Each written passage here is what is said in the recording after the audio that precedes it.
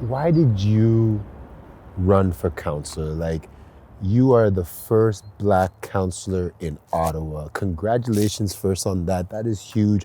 You know, we finally have some representation. There's finally someone that looks like me representing me in these positions. Why did you make that jump? Representation matters, right? I think that it's important for us to see ourselves reflected at governance tables. It's important to see ourselves reflected just generally.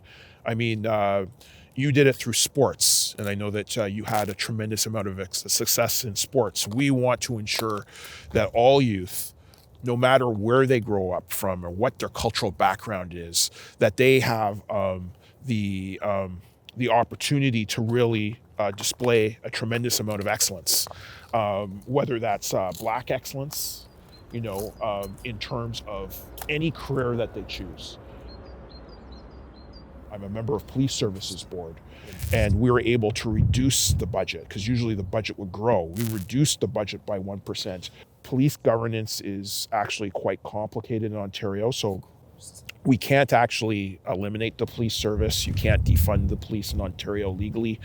As example, let's say we just wanted to arbitrarily remove dollars from the police service and not allow the police service to have the resources to do its work. The province would just step in. The province would just say, well, the municipality doesn't want to do this, so we'll ensure that we do this.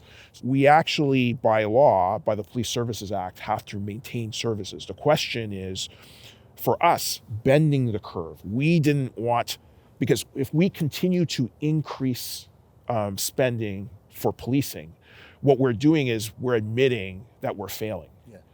And what we need to do is change the trajectory. And the way that we changed the trajectory was by saying, we are going to reduce the budget, which was hard because many people around tables would want to keep the same budget. They wanted to keep the 3%. I moved a motion and convinced colleagues to reduce that by 2%, redirect that money to the community, so it was redirected to City Council. Interesting. And City Council said, in its wisdom, because we have other councillors who are as concerned, we were able to redirect nearly $3 million to City Council to say, let's invest that in racialized, in programs, youth programs for racialized youth, for Black youth, and also for mental health crisis response, to get that going, because many of the interactions that we have with the police are unnecessary.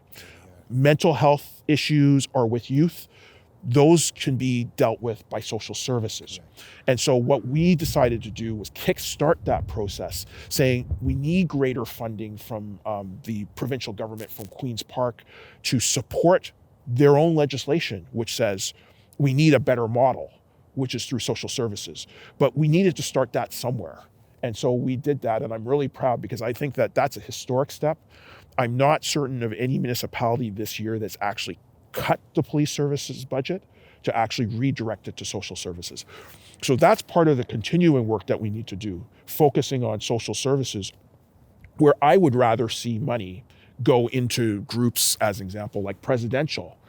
And so that's the direction that we need to go.